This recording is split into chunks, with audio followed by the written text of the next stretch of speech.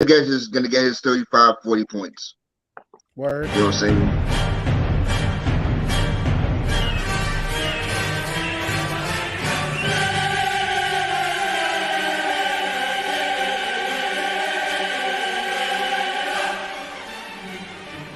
The Star. Yeah, y'all already know. Seven in the pan. That dude Fizz on the beat.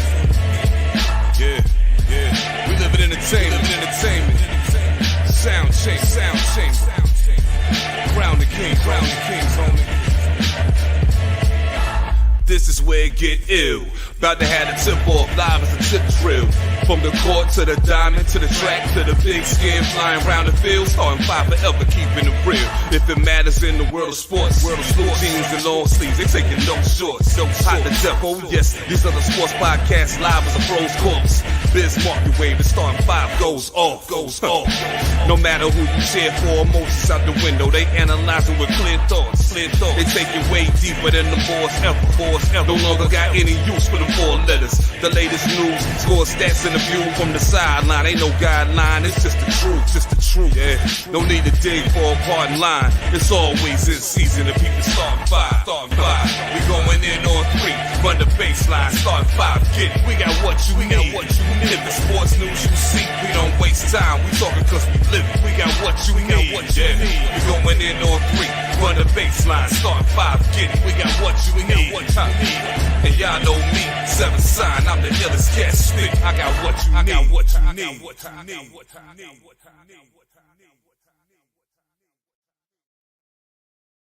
We back. We here.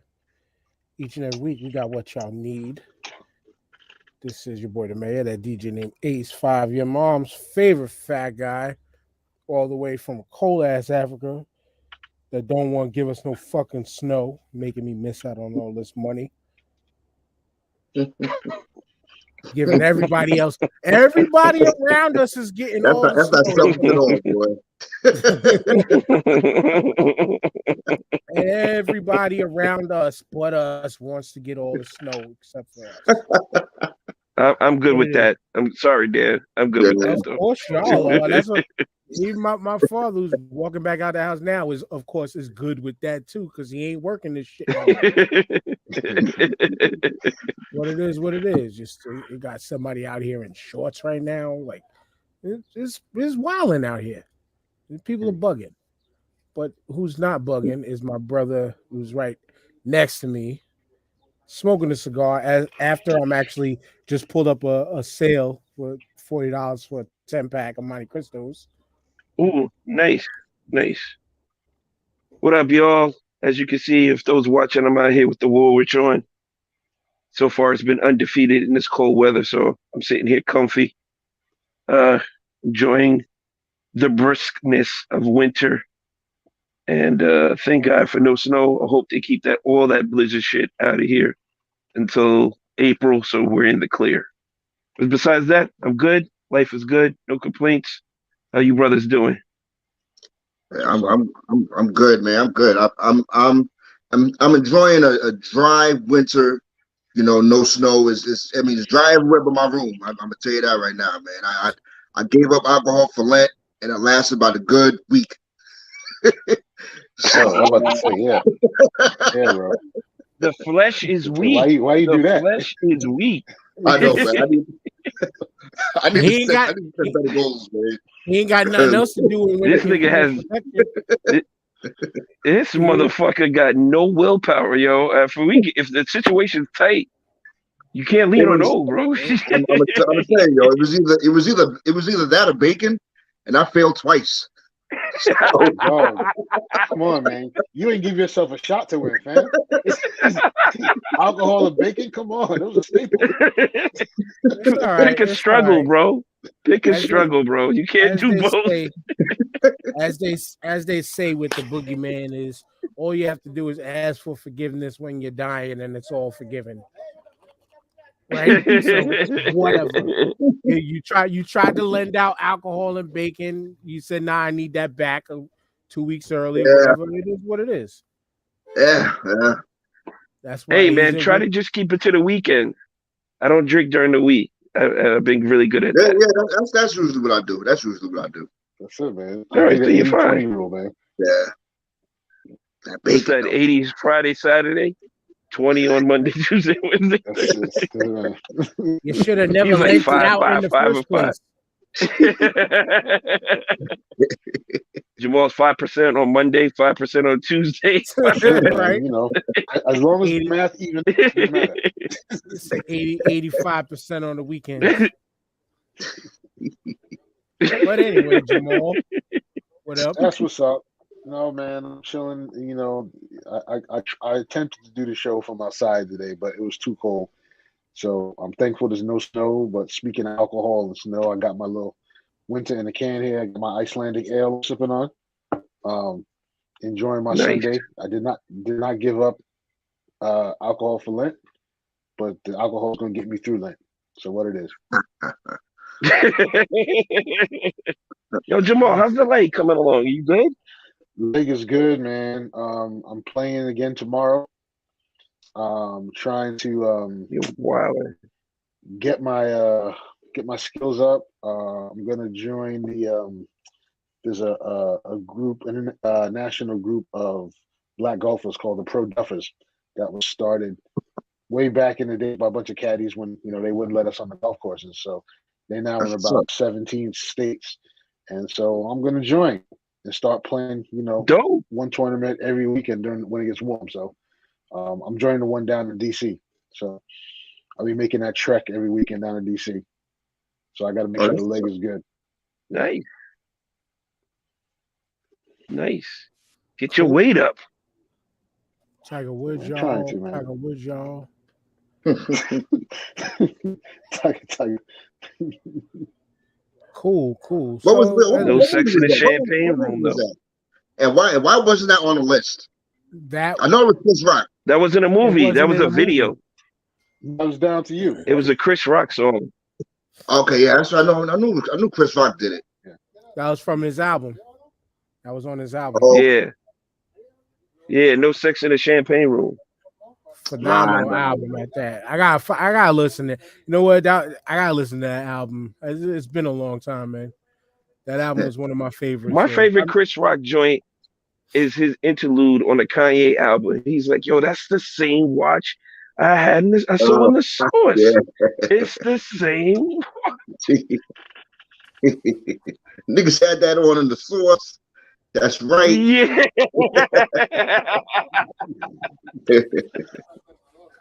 Mhm.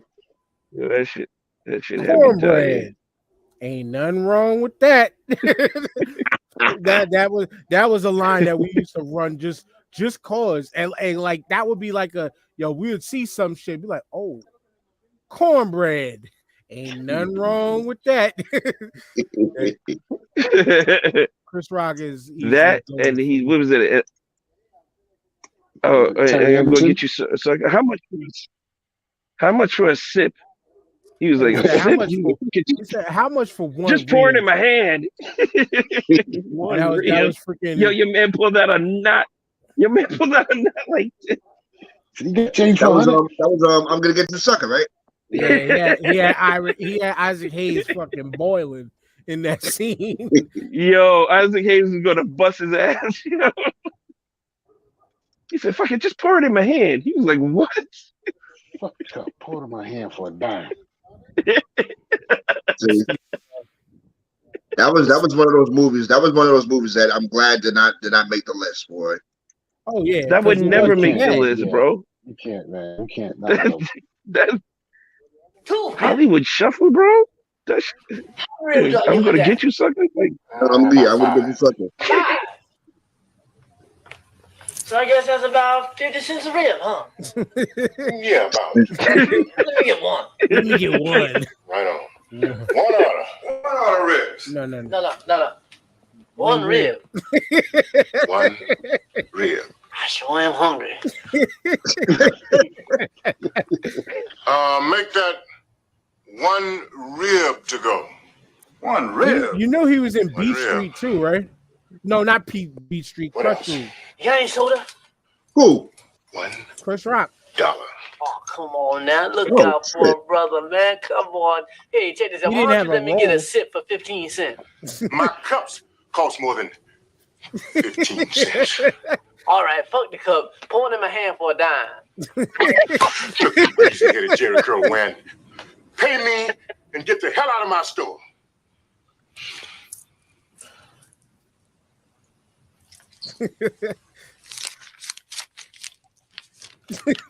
You got change for 100?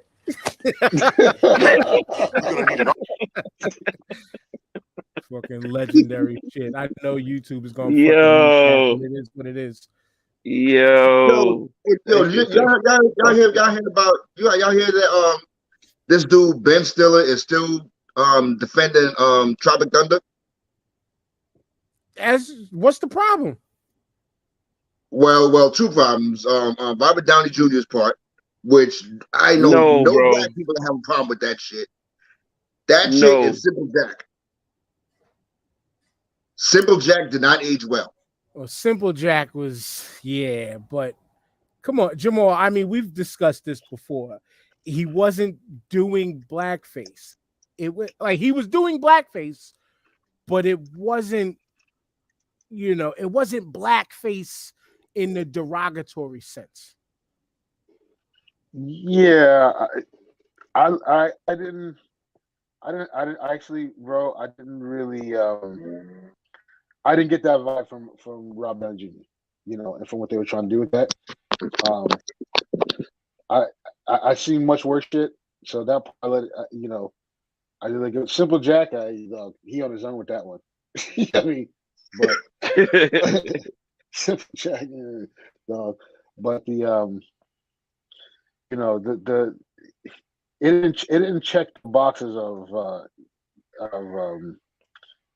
overt blackface. You know what I mean? It was comedy. It's in the vein of comedy. It's like it's the same shit that But it was I gotta let go. satire. It was satire Chappelle, on, yeah. right. Yeah. Like it was satire on how far a method actor would go. Right. To portray a The role. whole thing was satire. It was like both of Right. them. It was satire about Yeah. the industry Yeah. in itself. So honestly, it was more akin to Hollywood Shuffle than anything else. Right. Tropic Thunder, because what it was Yeah, doing yeah. was satiring the dumb parts about the industry. Right. Yeah. Yo. Even the Leo Grossman part. Yeah. Yeah. Listen, Simple Jack. First of he all, was gonna- Robert he he's gonna have to Simple eat Jack. that one. Yeah. But Robert Downey Jr. was hysterical in his role, bro. And the worst it was like they kept on telling me he wasn't black, and he was just defending that. He was Yeah. kept doubling down on the shit. What do you mean we? What? Yeah. I mean, it was definitely towing the line. You know what I'm saying? It was. I mean, Yeah, I could but I see. think it was You know, what he was doing. He was more making fun of how they cast black characters and how they portray black characters in those shows more than trying to actually do that. You know what I mean? That's what the satire was. He was more like the black dude in the Mel Brooks joint. What was that? Cleavon Little. Yeah, Blazing he was more Saddles? like that's what Cleveland. Yeah, Cleavon Blazing Little, Saddles. Yeah. Cleveland Little. I Yeah. mean, and the one line Yeah. that topped it all off is the Where the white women at? what do you mean, you people? Yeah. Like Yeah. reminder, like you ain't say you ain't. And it in a way, thinking about it right now, like it speaks to Paul Mooney's line of everybody wants to be a nigga, but don't nobody want to be one. But Robert Downey Jr. wanted to be one to pull the role off. You know, that shit. But I mean, people are goofy though when it comes to the whole. Oh, they still trying to like these cats can try to knock that one down all they want. Just like how there was that it came out to be fake, and this is why we could talk about it now, and we never talked about it a month ago or so when it came out. When they tried to somebody allegedly tried to cancel Aretha Franklin's Natural Woman. Oh, I saw that article. Right, but then the website that started the shit, a known satire site, had to come out and be like nobody even asked us for questions and nothing. Like nobody came back. Like people just was off and running with the yo, this culture is ridiculous. These times are ridiculous. Like how you digging back to like the 1950s and 60s and 70s to try to cancel some shit from before y'all But were even Dan, born. But Dan, the song. I was Go gonna ahead. Go ahead. say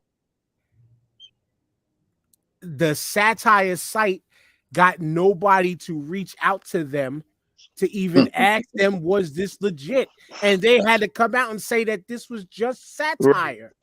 This wasn't legit. Wow. This wasn't real. This was fun. This was just some fun to try to poke people to drive traffic to their website. And that's it. Yeah, because the Aretha Franklin song was "Natural Woman," and the transgender, it was like a transgender who was saying like that song is offensive because transgender women are What is natural a women natural too, or woman? some shit. Yeah, but Yeah, they went called all the way in with that shit. right, but people were too stupid to vet the information Mhm. and Right. fell for it. And I'm talking like some of the top comedians and the normal people who jump on all the social justice shit that you see on Instagram. No need to mention names. Y'all know who they are. They jumped all over it for them to not even fucking realize, yo, this whole thing was bullshit for y'all to just poke and boost the names of these people that was bullshitting you the whole time. Dummies. Exactly. These people were bullshitting you the whole time. But what we've learned just a couple days ago that Big O reminded us we need to kind of cover. This dude, when you want to talk about canceled, this is how you get canceled. I refuse to show his face on camera. No images, no nothing. But the creator of the cartoon comic strip Dilbert is now officially getting canceled.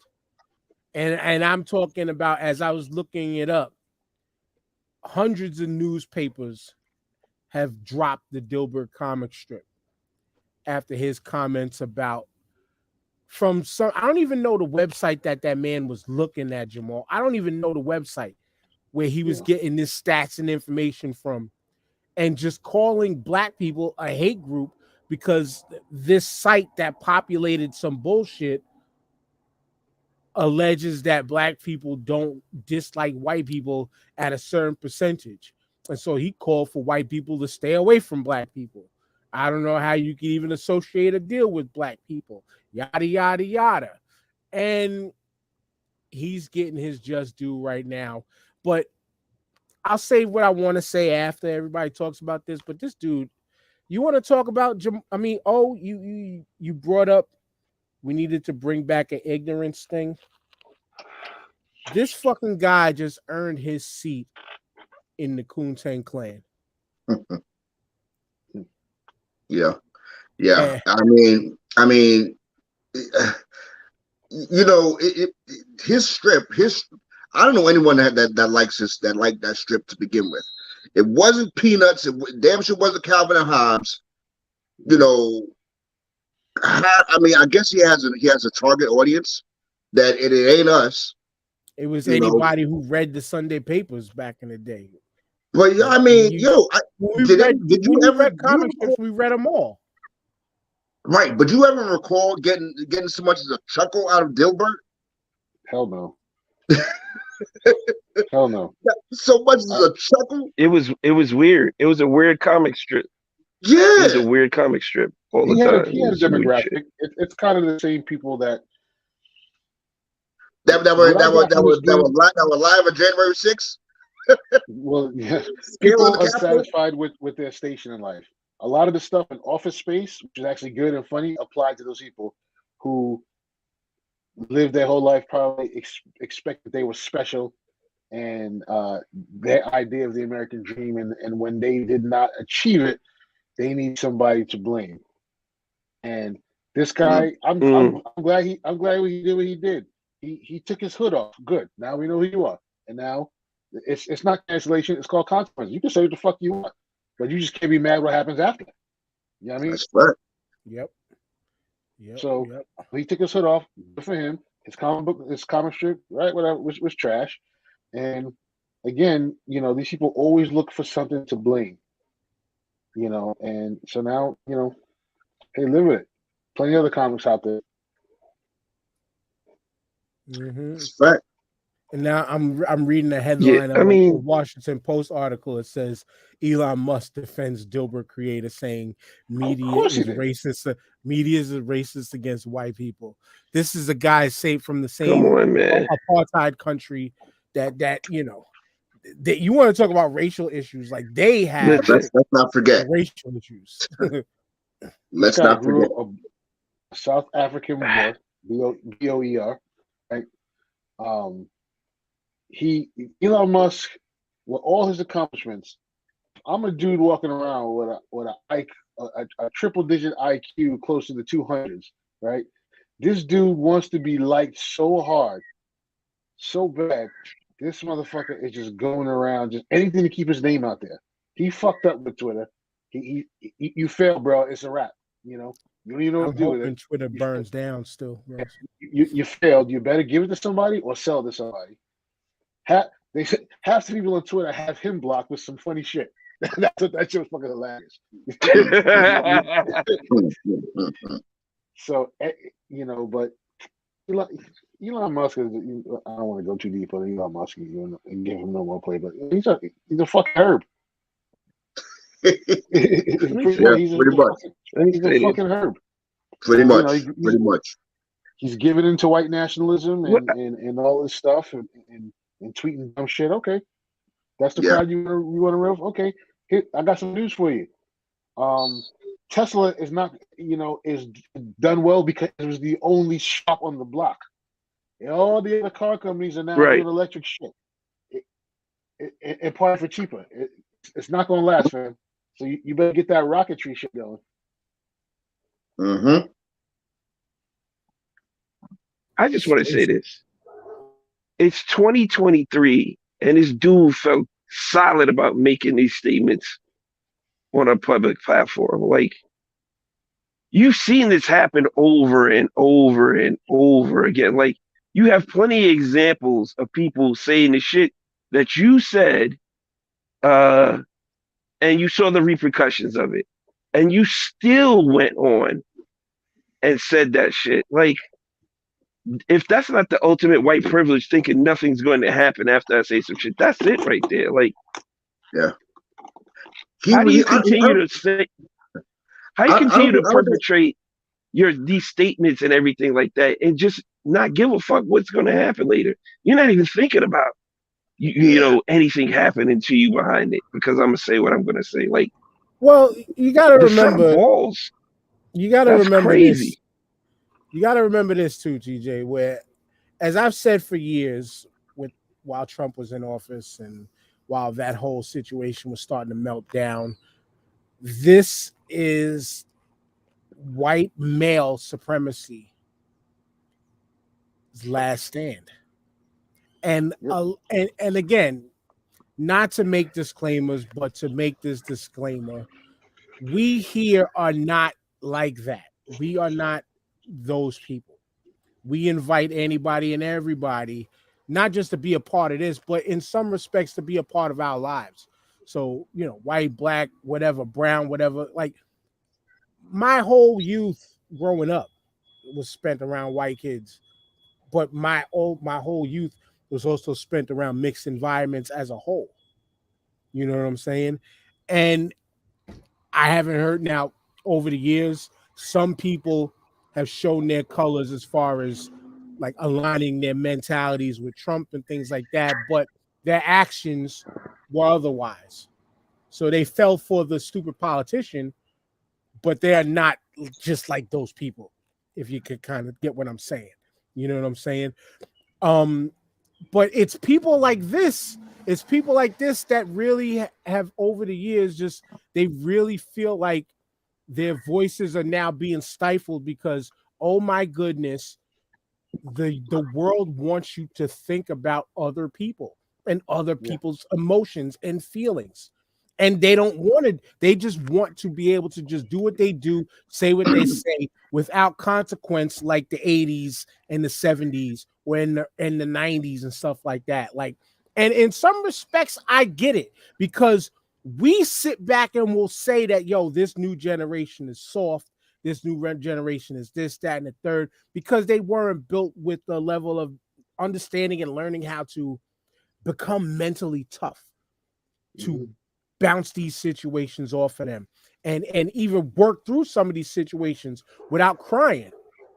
Because there's always consequences for people like this, which if this guy would have said this in the face of a bunch of black people in the 90s or the 80s, he would have got rocked.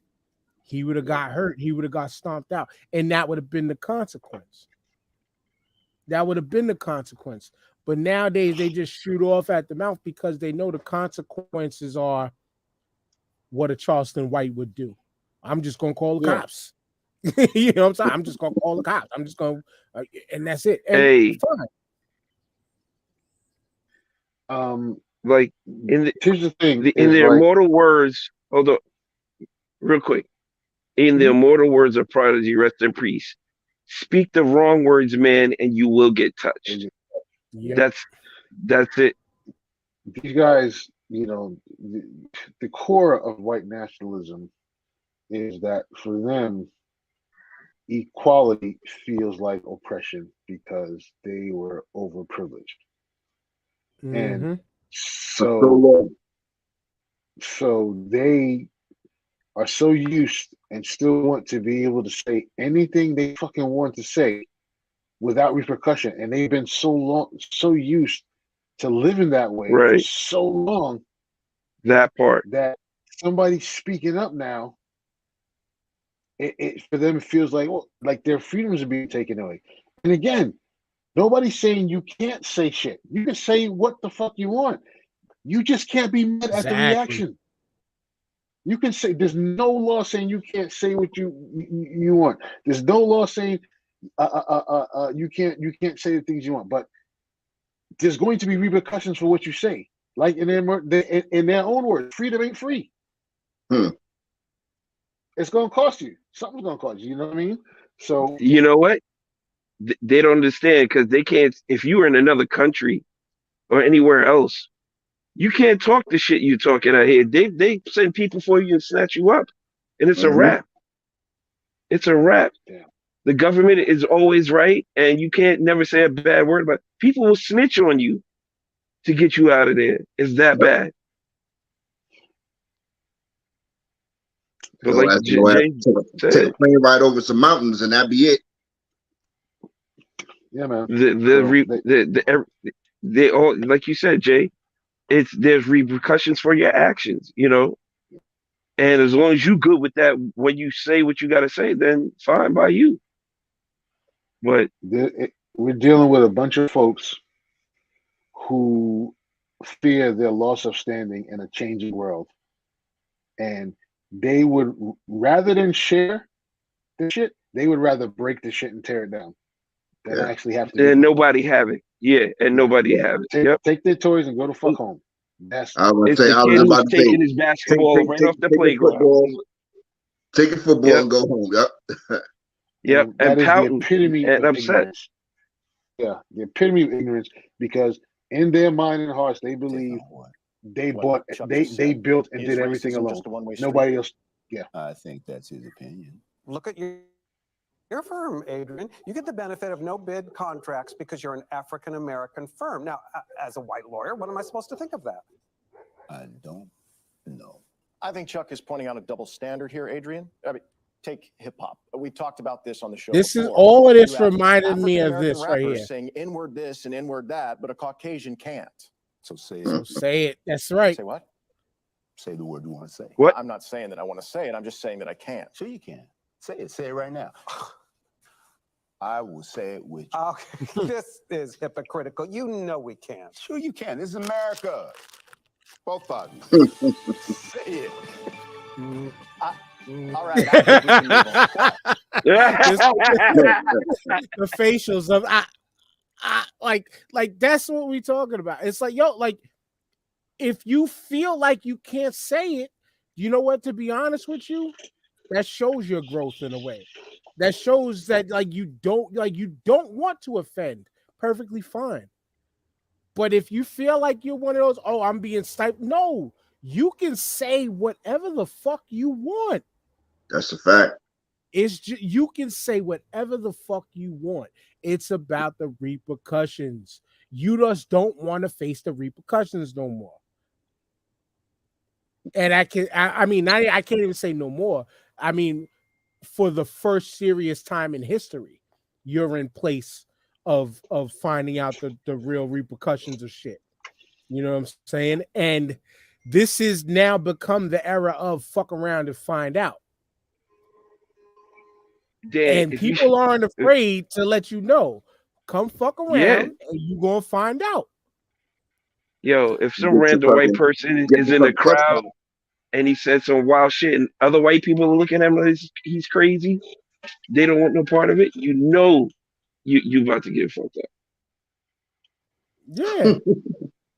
But again, it like there's it is the fuck around and find out era. There is, you can say what you want to say. I will say, I've said it on here before and I'll say it again. A friend of mine, like this dude is my brother. He felt uncomfortable saying it next to me, but was trying to deliver a joke. But I said, go ahead and say it because I understood the context in which and why it was needed to be said. Because it was just a word for word of how the joke was. And the joke was, to me, the joke was funny. But does that person go and use it on a daily basis? No. Did that person go and use it on a out of context type of no? One time. And it wasn't like, if you want to say I gave the pass, fuck it. I gave him the pass. But it was because there was context to the reasoning why it was said around me. But it wasn't. But he gave you the respect too, man. He gave you the respect. Exactly. And it wasn't just done willy-nilly. Right. It wasn't done willy-nilly. Did he give you respect or did he just feel away because you was there? Because if you told the joke, I'm sure he's used the word before. No. This is a brother. Okay. It was totally out of respect. And I say this is a brother, meaning like we've known each other since fucking 4 years old, preschool. Mm-hmm. So we're family. Like his mother's my mother. Mm-hmm. Never once used the word around me on some like, yo, I'm friends with black people, I got a pass. Never. Okay. Ever. You know, that's where, to me, that's where the difference in these types of situations. Well, you gotta say that's big on his parents too, though, Dan. They gotta teach that as well. 100%. 100%. You know what I'm saying? If you want to look at it like that, 100%. Because again, I'm up in their household every fucking day. Me and my brother, like we are family. You know what I'm saying? We are family. But there was that one moment where the thing was, he was just trying to recite something that he thought was fucking hilarious, but the person happened to use the word in it. You know, like it even goes into, just because it was a joke, it kind of goes into the world of comedy. You know, like how did y'all feel about it when everybody made a big deal about when they said it in front of Chris Rock? When it was, I think it was Louis C.K., Seinfeld, somebody else, and Chris Rock. There was in like a roundtable discussion, but everybody took it like Chris Rock just sat there and just ate it like it was nothing. But to me, it was the delivery of a joke, and it was in a context of we're comedians. Mm-hmm. Yeah, but Jerry Seinfeld, he didn't want no parts of that after that. Oh yeah. That was. He said, "I see no reason to use say that word, or anything of that." Like I were. And it was a conscious decision he made. Let me guess. Louis C.K. thought otherwise. I think it was Louis Louis C.K. who C.K. said it. Who Louis C.K. is said it. Mexican, by the way, too. Who's also Mexican, by the way. He doesn't show it because he's white passing. But He's red hair. You know what I'm saying? Yeah. But then too, like I would expect the Jerry Seinfeld to never want to use it because you know who his main influence is in comedy? George fucking Wilborn. George Wallace, isn't it? George Wallace. Yeah, that's his boy. Yeah. He Seinfeld? Mm-hmm. Yeah. That was his boy. That was his road partner for a minute. Yeah. His main influence, George Wallace put him on, and it has been his main influence in comedy. And which is crazy. And George Wallace really doesn't curse. Their styles are George Wallace don't curse a lot in his jokes either. Like George Wallace is a fucking monster. You see why we can't do we have to do a 64? Like these are the names we gotta bring up. Like, you know what I'm saying? Like George Wallace went, and I remember you say you don't curse. I remember he went in on Will Smith, where every last word was fuck everything about Will Smith. Oh no, George Wallace curses, yeah, he definitely, he does. But the point of what on the angle that I brought it up in is and bouncing it off of what Jamal said. It's like, say what the fuck you want. Yeah. Say what you want. Just understand the consequences. There are consequences and repercussions. You know what I'm saying? There's all of that. There's all of that. But and concussions. It might be some concussions in there. Facts. But if you're gonna, I mean, it's like it's say what you want, but say what you want with caution. But if you feel that you don't have to caution yourself to anything, then accept anything that comes along with it. Yo, what's that Key and Peele skit where he keeps on saying bitch, but he got to say it dumb low because he don't want his wife to hear it?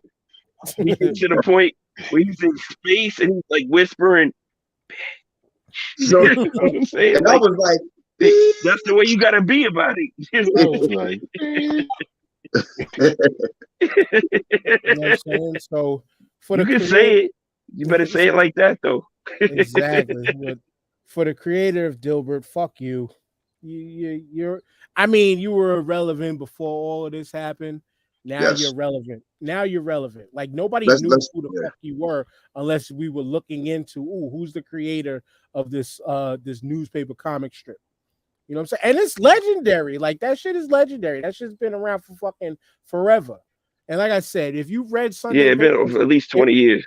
Yeah, I mean, if you read Sunday papers, especially because it was in the Sunday newspaper, that's when you got all the comic strips. There were certain ones that were daily. Yep.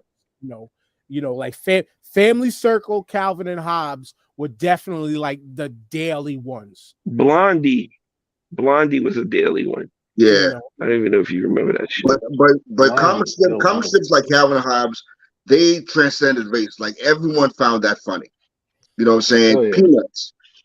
We all grew up on Peanuts, so Peanuts gets a pass. You know what I'm saying?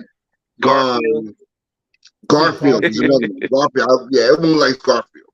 Garfield, the Lockhorns, Son, Circle, the Far Side. The Far Side is ridiculous. Mm-hmm. That dude was a genius, bro. Even the drawings were his shit, but the jokes were like bananas behind that shit. But TJ, nobody has ever said, yo, did you read that Dilbert though? You know what I'm saying? Nobody said that, but we also, you know what, we black folks, let's keep it real. We don't talk like that until some shit like this comes out, and then we got to think about it, and then you think back, and it's like, nobody ever say, yo, give me that new Dilbert shit. Of course, because we wasn't doing it then, and we know we wasn't doing it then. We know we wasn't doing it then. Like Lou added in Dagwood or the Lockhorns. I'm remembering one that just hit me now with fucking Doonesbury. And how it would be funny, like, because Doonesbury's art style, I used to see it on real people's faces and be like, yo, you'd be like, yo, you look like a fucking Doonesbury character. And some people be like, what the fuck is that? Like, y'all, I guess I'm way above your head with this one. but people had them fucking them pointy with the round tip end noses and all Mhm. that, with the flat face, the eyes and all that. But you know, Sounds familiar. we old heads. We old going in on comic strips. Comic strips were the shit, bro. I mean, they when you were a I kid, believe it was something to look forward. Something to look forward to on a Sunday morning and shit. You know what I'm saying? Because there was no cartoons on Sunday morning, And how so you about had to do the comic strip. And how about this? As I'm thinking about how my mother getting us to read and all of that shit, it wasn't even the comic strips. It was, can you give me the funny papers? Ah, yo, that's some old school shit right there, boy. It was the funny No, papers. I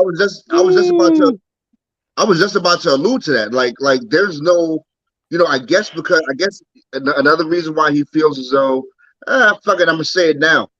Like, the funny papers is a dying art. It's a dying breed.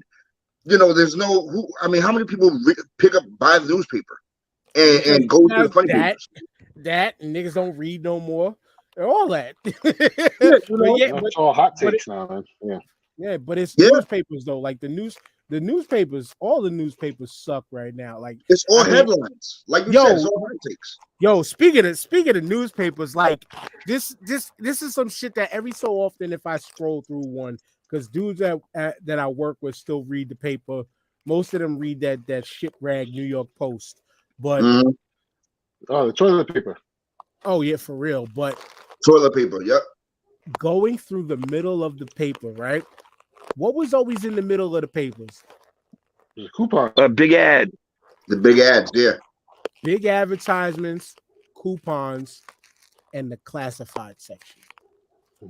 Yes. True. And remember when we had to go through the classified section to try to look for jobs? I've done that. Now all you many get times. is, or you might get 2 pages of classifieds. Back in the day, it used to be like 10 to 15 pages of classifieds. Yeah, everybody was hiring back in the day, Dan. there was all the Apex Tech ads, all the come to this security school training ad or bartender training advertisement. $8 an hour. Yo, can you type 55 words a minute? Right? But yo, like the whole game, the whole newspaper game though has changed drastically from when we were younger. Think about like the Sunday paper itself. The Sunday paper now, like I think my parents still get it, but like the Staten Island Advance was like is this big now, maybe, right? It used to be about this thick back in the day, the Sunday one. Because it was like the wrap up of everything that went on, all the shit that was coming into the week, all the coupons, all the circular coupons. Like I said, the classified section sometimes will be its own fucking newspaper in the middle of the paper. Like it's a total everything is the internet now. My parents used to get the Times, New York Times, and it was like a Bible. It was like a Bible. Like it was about as thick as a phone book back in the day, man. And yeah, I mean, I kind of miss that. Now, as a grown ass man, I miss that. But my pops, when he comes over, he's on his tablet. He's on the iPad reading. So it's not the same, but it transitioned to a different medium. Like Lou says, pretty much. When I was in high school, I always bought the Daily News because I wanted to cut out pictures of the Knicks to hang up in my room, and girls would always ask for the horoscopes. That was one of them. The horoscopes was one of them things in there. Also, too, as I think about it, the old school Daily News, when there was a big fight, when there was a big boxing match, they used to have some of the illest boxing matches. Oh yeah, in the middle. Like I remember you could cut that shit out and hang it on the wall, bro. The Hagler Hearns poster was in the middle. One too. Yo, I remember. Yeah, they used to do it big. I remember. Newsday, New York Newsday was the first ones. They were the first ones to come out with color. So that was the only reason why I used to fuck with them, because they had color before everybody else did. and then And Daily News had it, I think, and then the Post. Yep. And then Newsday was like a US. regional though in New York, right? Like yeah, that was yeah, only like a that Long was only Island, like Yeah, like that a was Long like Island. parts Yeah, it was a Long Island paper. But the ones that really came out with the color was USA Today. USA yeah, Today had like mad color in the paper. That shit was always like $1.50. It was like one of the most expensive papers you could buy back then. shit. And the Sunday paper was always $1.50, but during the week it would Yeah. be 50 cents, a quarter. quarter. When Mhm. inflation rose it to 75 cents. Oh yeah, like this Lou said too. I remember there was also Monday Night Raw reviews in the little box in the sports section. I didn't have cable, so that's how I kept up with wrestling. I remember that too. I remember that too. I remember that. Yep. Man, we old. That's what I'm just saying. Niggas is old. That's all. Niggas is old. That's why Lou relates. Lou's a year older than me, I think. So yeah, we were of that era. And to think about Dilbert now is definitely fuck you. But we wasn't thinking about Dilbert You then. had to be there. Yeah. You had to be there. Yeah. You definitely had to be there type shit, But I will say you got to be here next week as we kick off the month of March Madness, yo. This is I know this shit's gonna be fun, yo. I know this shit's gonna be fun, especially this shit keeps all in the camera. This heater wants to make an appearance on the show. So the wind keeps blowing it on my back. Pause. But yes, I just did it again. But yeah, like pre-show. Oh, you missed most of it. I was giving y'all some of the good shit that to look forward to in these top promos, which we're gonna kick it off with the top promos. Then we're gonna go into the cartoons. We are saving that 90s albums one for last.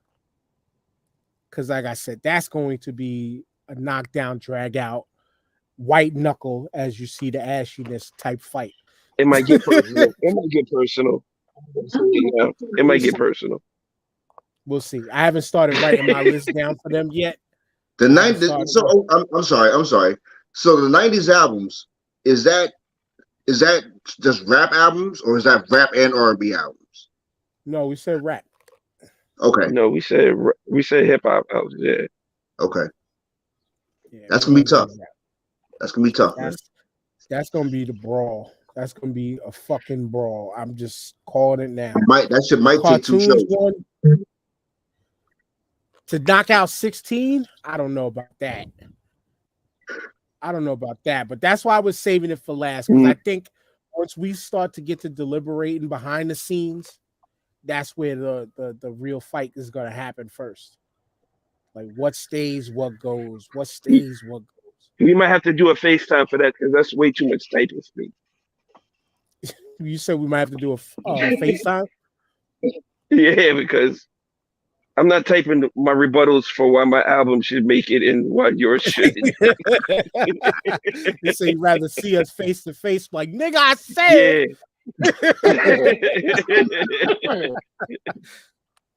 Yeah. Yeah, I'm with that. Yo, shout out to Nas. And I heard he had a Yo, I was there. Performance. I was there. I was there. Oh, yeah, I was there. That's what's up. Yeah, I was there. That shit was dope.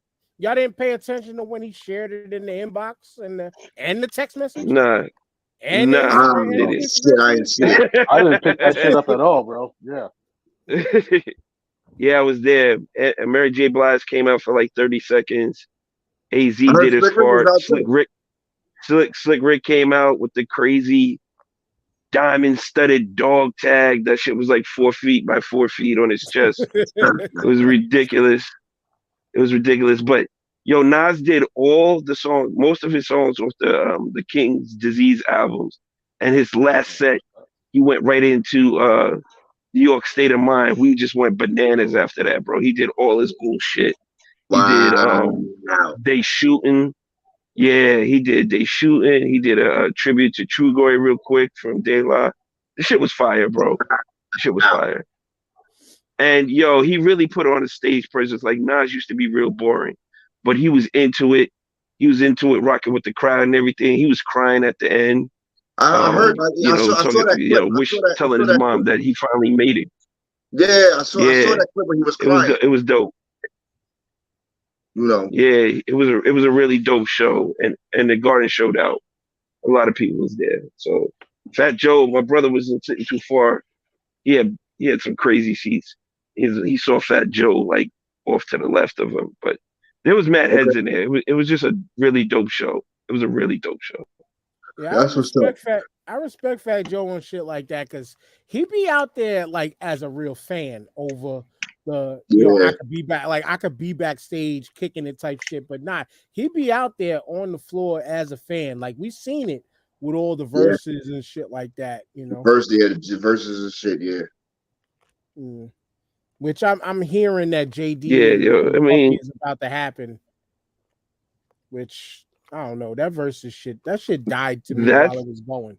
Yeah, that shit. When was the last verses? Who the fuck Was it the knows? Locks? As far as I'm concerned, it was a lot no. There of was a few more after that. I didn't even know. Okay. The Locks and Dipset to me was That was a murder scene. like fuck verses after that.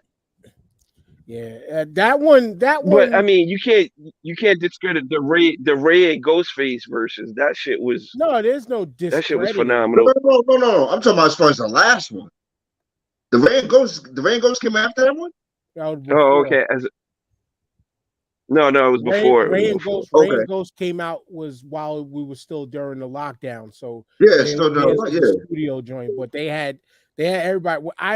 Everybody was going off when I went off when fucking Capadonna came out.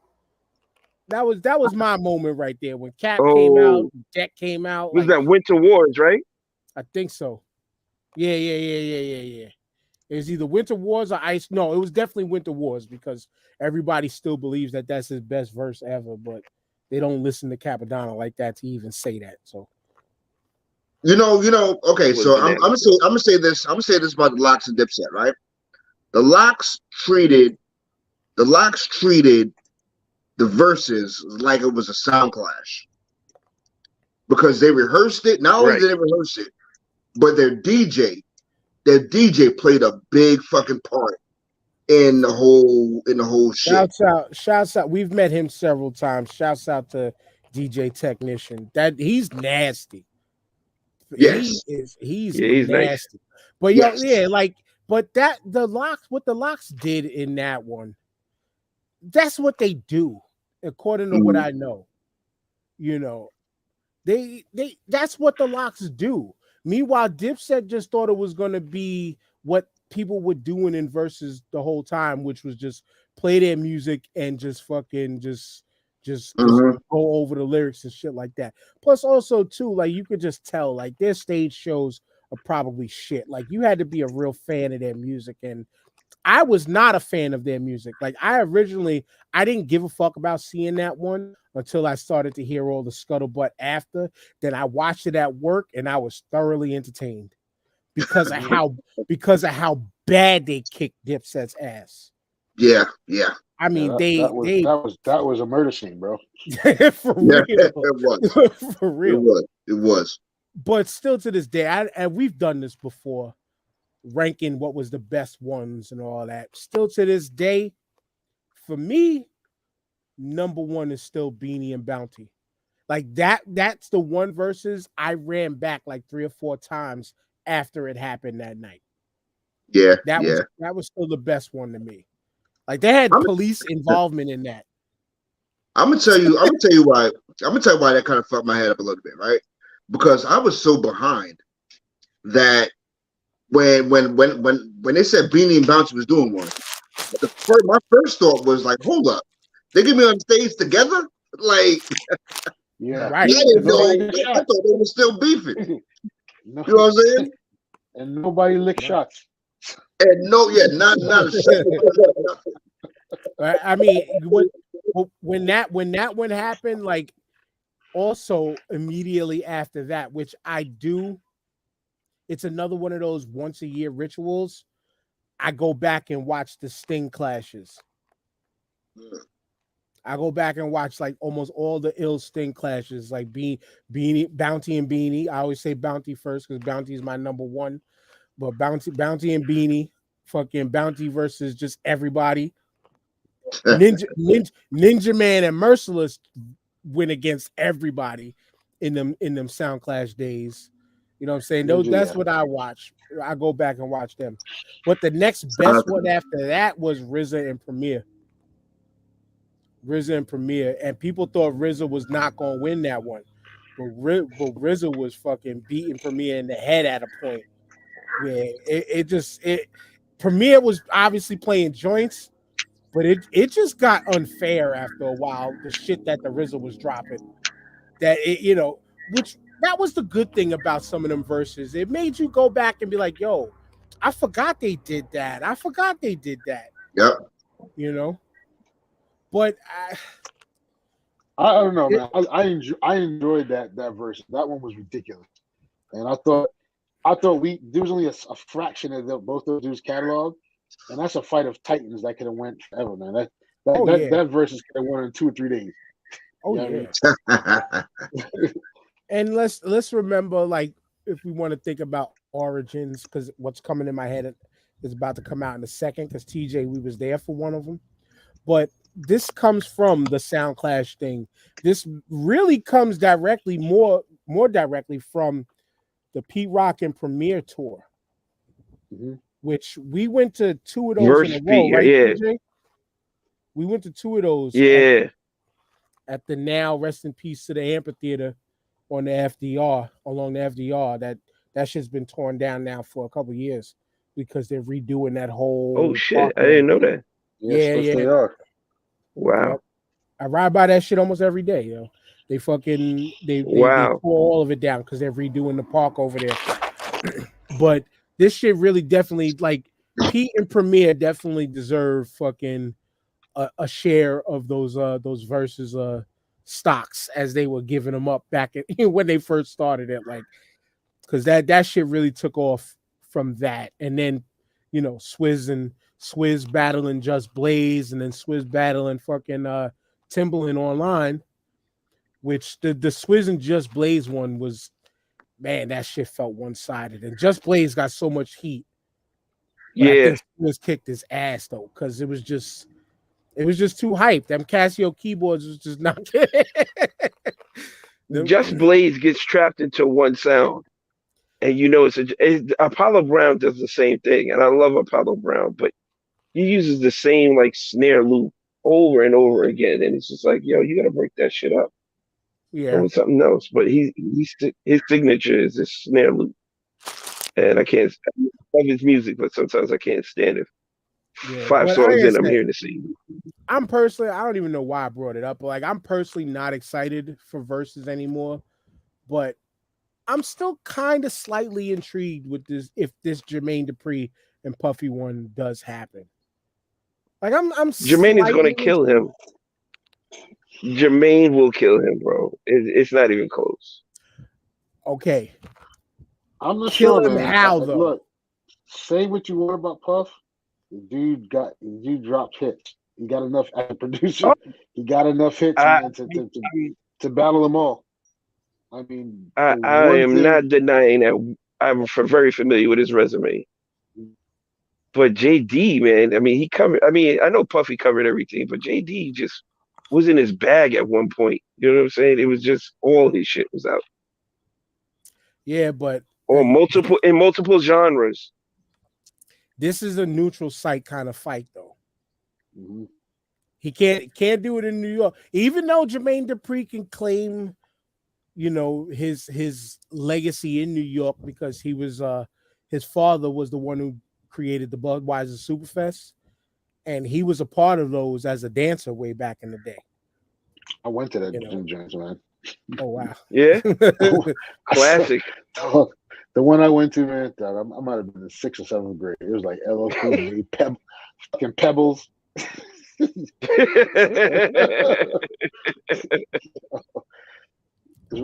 saw a good show. You saw a good show, man. But it's like it can't be done in New York because as soon as Big plays, it's a wrap for anything Jermaine Dupri plays. So where they doing it? Like Miami or some shit like that? Vegas? I don't know. I all you keep hearing when it comes to this is just word is. Like, and I video that allegedly Jermaine Dupri confirmed that it's gonna happen, but we didn't hear Puff confirm it. We didn't hear fucking what's the company that owned Triller? We haven't heard Triller even, which as I think about Triller, I don't know, I keep segueing, but like it just feels like that was a dumbass purchase for Triller. Because they spent a few $100 million in buying it from Swizz and Timbaland. And this shit started to die. Like it just started to nosedive.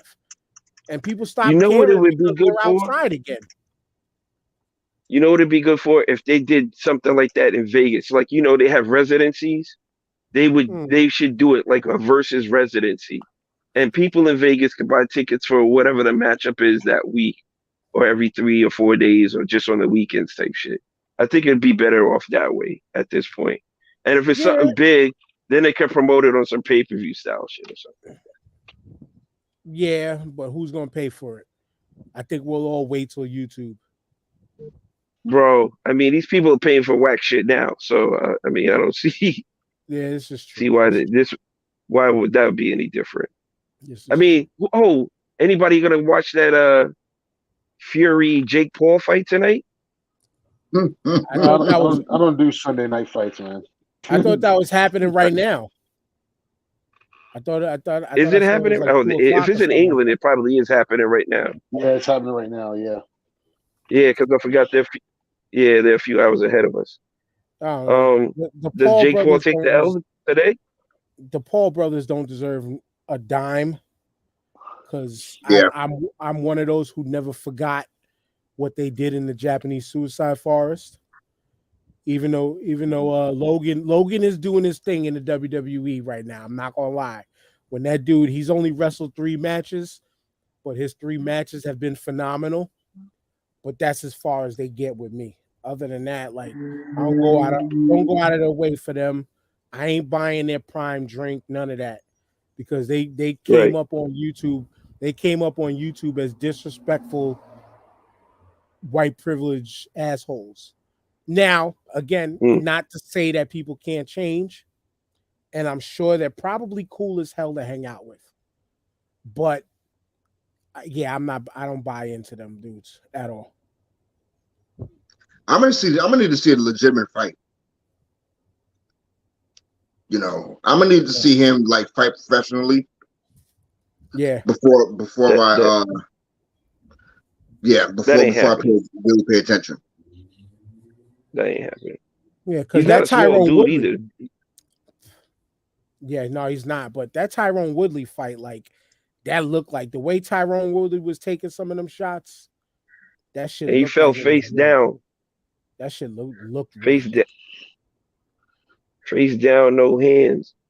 Yeah, I mean, he's got. It's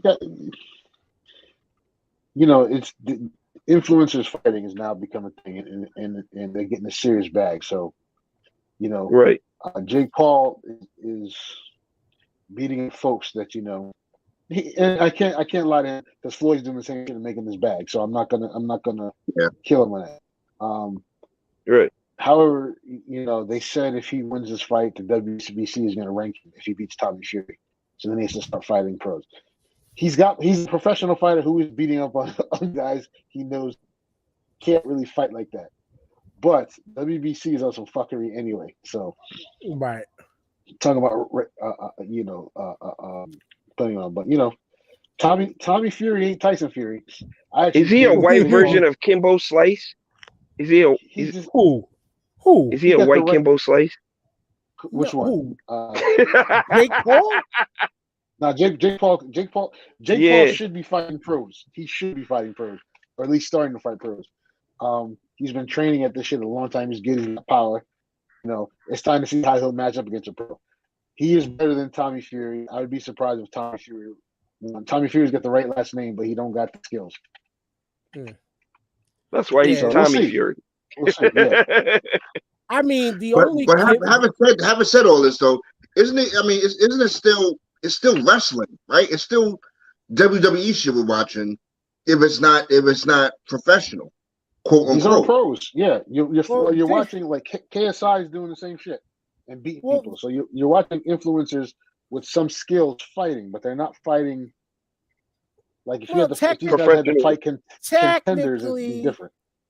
yeah, that's what I was gonna say. Because technically, these are professional fights. They're getting paid for them, and his promotional company is getting a hefty bag for putting these shows on. But it's about the true, real contenders, that the people that really make this their life, you know. And he's Do it for a living, doing yeah. his thing. He's doing He's his making a lot of thing, money, like man. training. We can't front on that. He's been training his ass off for years. He's good, and exactly, he's good, and he has to. The thing is, he has to fight some boxers. He's not fighting boxers. Right. That's what's happening. They're professional fights, but he's not fighting boxers. Right. But yeah, my problem still with boxing to this day, which one I should have been into it way heavier. As I think back at, like, I was looking at old pictures of myself and stuff, and one Christmas where my grandfather got me the heavy bag and all this shit, and like I should have been way more into boxing than I'm into boxing, not heavy. I should have probably been trying to do it or doing it, but I didn't. But you can still spar and get back in shape. Though. Yeah. I fucked up my knuckle punching this fucking this light pole over here one time. Fucking yeah, but you don't want to do that. Going at it, but because we're on boxing, this is something that I've kind of personally been steadfast on for years. Because, like you just mentioned, Jamal, the WBA or WBC, and all of them, they're all corrupt. They're all shady pieces of shit. These promoters are shady pieces of shit. And they only match up whatever they think is just going to make them money, yada, yada, yada. I still stand by, I think boxing needs to be legitimized in like a league format. Because this is where I say Dana White, hate him or hate him, he gets it right when it comes to the UFC. The fans want to see some shit. This is how much I'm paying. You two are going to fight at this next pay-per-view.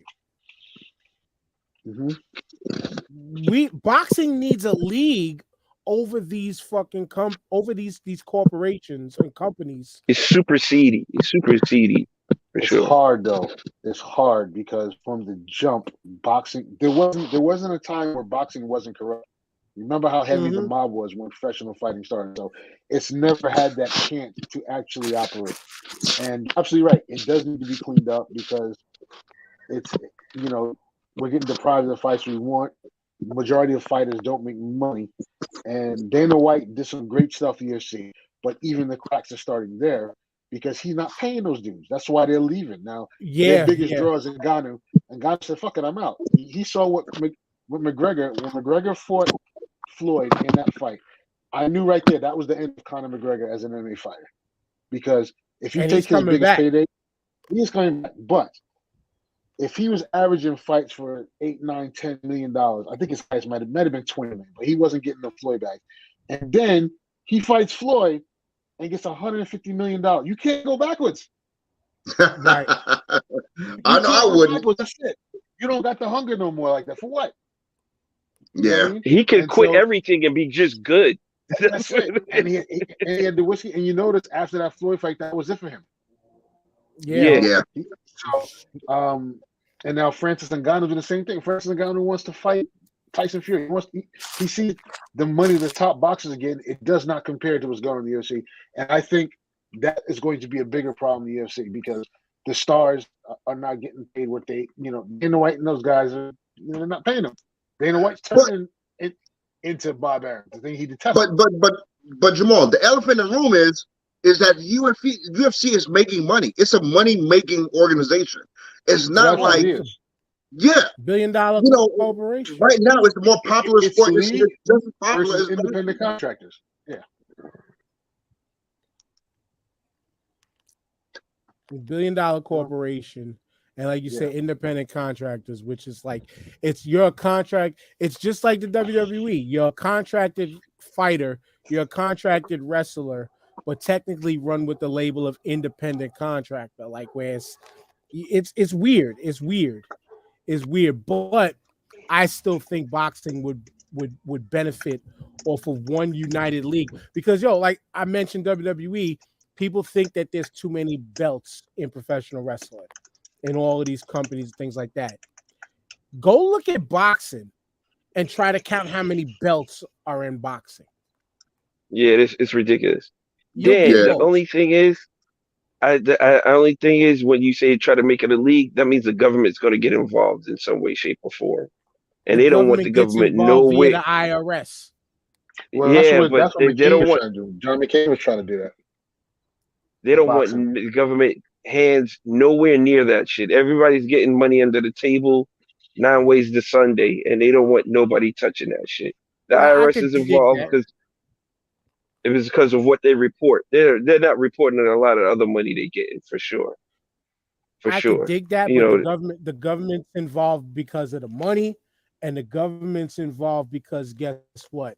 By state, you have to go by each and every state's athletic commission, and every right. state has And every state has different rules in each fucking commission. right. Boxing been So paying them on off top of for that, decades. you're getting into regulating the safety and the health of the boxers and all this shit. You know what I'm saying? With the concussions and all this other shit. So a boxer may have like 8 and 9 concussions, but he's still going out there. Now he thinks you're taking money off his plate because he can't box no more because you told him he took too many headshots and shit like that. So All My this true, bad. man. that's a Player slippery safety. slope, bro. My bad. I I feel you. know. But shit, we're concerned with your health. Damn it, man. Mhm. Like, come on now. You see what I do for my job? Come on, man. Right. Right. I mean, it's like you know what? I mean, a former athlete, I get it. Some people are willing to die for the shit that they do. But some people need that protection that's above them. Some Yeah. I believe that. You Some don't want to people be a hot Muhammad Ali with Parkinson's and shit like that. You don't want to be what's his face? He could barely talk. Uh, there's Riddick so many Bowe. boxers that are fucked up. There's so many boxers fucked up after boxing, and it's ridiculous. yeah. No, all the above, man. Everything. I mean, it just boxing is needed an overhaul. It's just where do you start, and then you're fighting very, very powerful entities, man. It's the Wild West. It's a free for all. Trying to get it needs a single commission, and One just the governing promoters. body. Yep. Right, Promoters because the are way extremely it's been powerful, going, it's man. not. Yeah. Yeah, Well, you know what? We'll do an episode on this one day because we like just because has my brain running like how before the NCAA finally made the playoff. I broke it down on this podcast several years on how a playoff could be done. It could be done with boxing. And it could almost be done like a professional sport with teams. It literally didn't can be they done. try to do that a couple of years ago? As far as like elimination, Well, I remember They did. with middleweight. Yeah, it was the lower weight class. They had some round robin shit like that, where if you beat the guy, you moved on, and then the guy who lost had to work their way back up if they could. but as I think about it now, and like I said, I'll keep it right here, and then we can end this show because, like we said, this was just a light day. This was just whatever the fuck came to mind. But everything, for some reason, for me today has been coming back to professional wrestling. Right? Professional wrestling had a territory system. Now, in each territory, they did do different things. They did have different champions. They had touring champions that they all made agreements to bounce around and come a month here, 2 months here, a month there, a month there. They would have to bring the WBC, the IBF, the WBA, whatever other ones out there, bring them to the table. This is the blank division. This is the blank division. This is the blank division. This is the blank division. Out of this, we'll vote on who's gonna run, who's gonna be the presidents, who's gonna be the chairs, who's gonna be the bookers, who's gonna be this, that. Point is this shit can be done. It can be, but now you talk about dividing the pot up though. These guys are getting big bread, and I'm sure they're not breaking off the people under them. They're getting their bread, and it ain't nowhere near the what these guys is getting at the top. How does the NFL teams? Some teams don't make the same money as others, yet they have one league that divvies out funds to everybody. We're going to solve the world's problems of boxing on this show. One of these episodes. We're going to do this shit and we're going to oh my God. We're going deep dive in the world of boxing. If you think about it, right? If you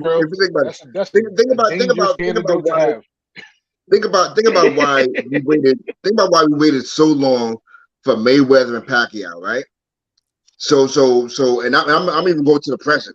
Think about why we're still waiting on Spence and Crawford. You know what I'm saying? Because you have these fighters also that fight on one network, and you have another one that fights on another network, and you know the customer, the audience loses out. Exactly. You know what I'm saying? Like fuck all that. I don't. You can fight on Tubi for all I care. But I don't understand why you can't come together. I don't understand why if it's a network shit, why you can't come together and everybody gets the bag because everybody it'll be a mega fight, right? It's gonna draw the money you're looking for, regardless of what you think. You can sell that shit for $100 a pop. Some people and people are gonna buy that shit. Bars everywhere. Some people don't have HBO. Some people don't have Showtime. You got your customer base. No, you do a pay-per-view. You do a pay-per-view on a channel, and all the money goes in there, and everybody, the split is going to be the split. It's got to be 50-50. But what I'm saying is just for one night, merge all that shit together, and you can, like I said, you can sell that shit for $100 a pop, and people are going to buy it. All the bars are going to buy it. All the dudes who got man caves and all this shit and inviting their boys, everybody's going to buy it because everybody wants to see that fight. And because you have the you have the one Dana White figure overhead that's telling you we're going to get Spence versus Crawford. This is happening. That's it. Here's the winner pot. Here's the loser pot. And that's it. It's just this. Their philosophy is the anticipation drives the price up. And sometimes they're right, sometimes they're wrong. There's a lot more entity. It's not just the networks, it's the promoters, and then there's managers, and then there's venues. It's a fucking cesspool. But their philosophy of the anticipation drives the bag up, which is not always good for the viewer, because now you may not see both lines in their prime when they fight. But when you see the returns from like a Pacquiao and Mayweather, they were proven kind of right financially, but I still think that fight would have sold the same amount beforehand. Absolutely. Absolutely. It's all timing. They're making a mistake with Spence Crawford because somebody's gonna fall off a cliff. Don't forget, Spence survived a fucking Lamborghini accident where he got thrown from a car that flipped 20 times.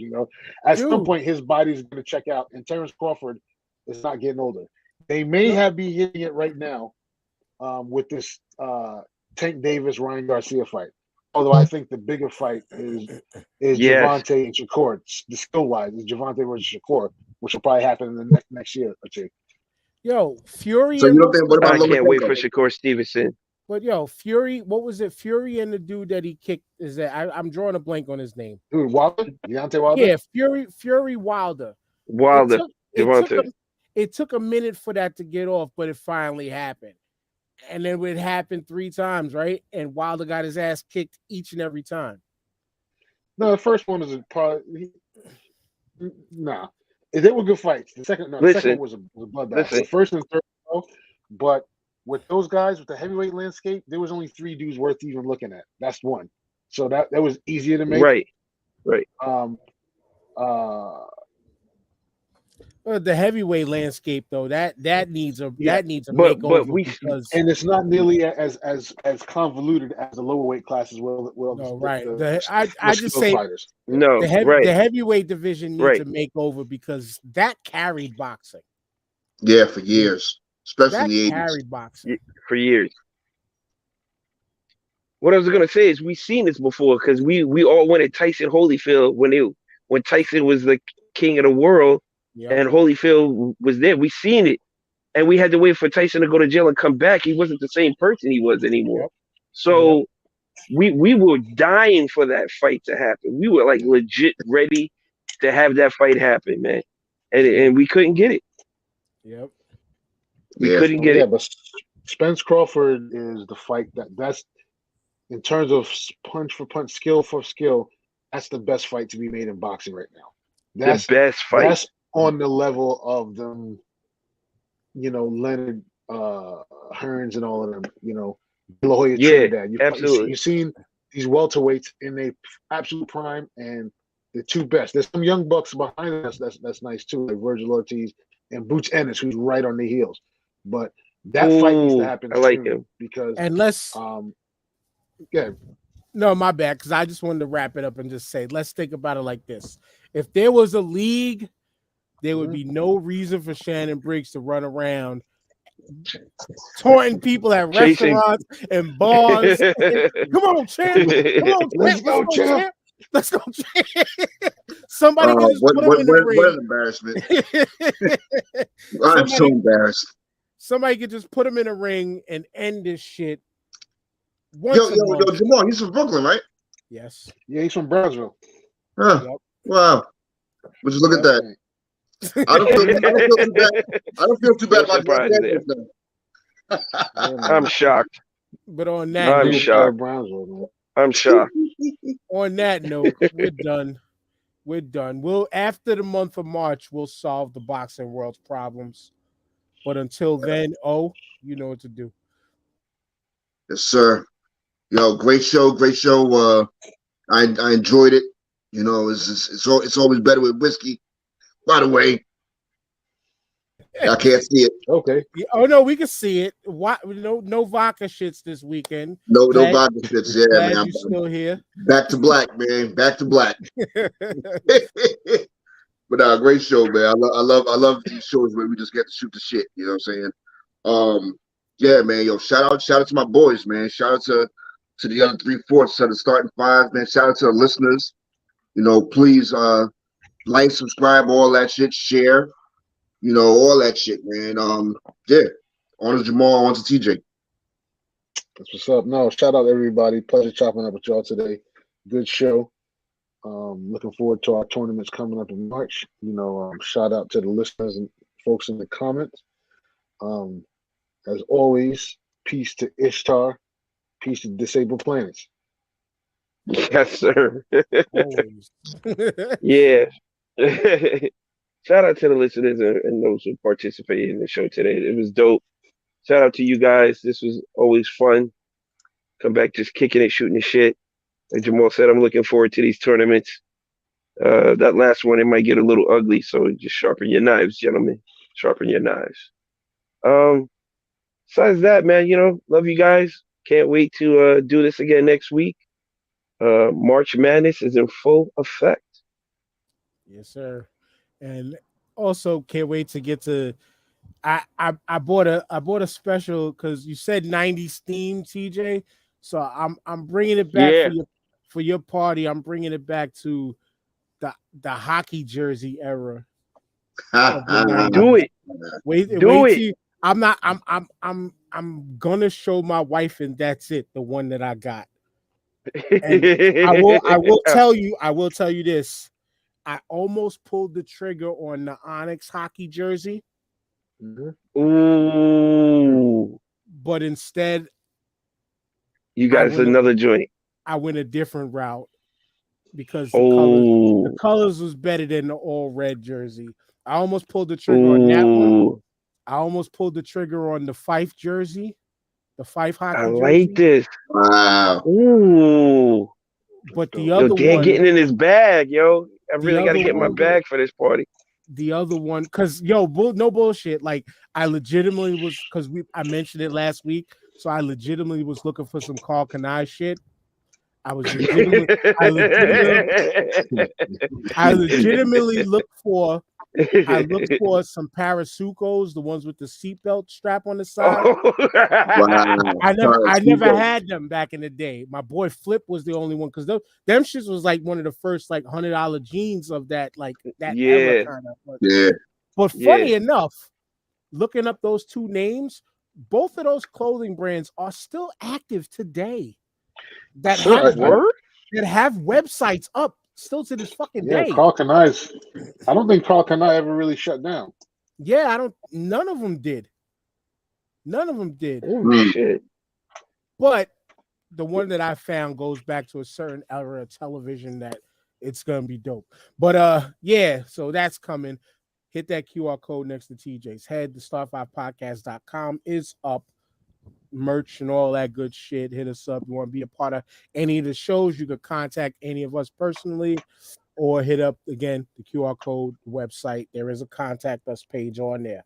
So with that being said, we'll solve the boxing world's problems next month. But next week, the Sweet 16 of wrestling promos put together by me. We were listening to some of them beforehand, and I promise you, none of these are gonna miss. I'm just gonna let y'all know now, because I'm going to seed these. The number one seed is the Dusty Rhodes Hard Times promo. Go watch that one, and you'll understand why it's the number one seed. That being said, we'll see y'all next week. Peace. Peace.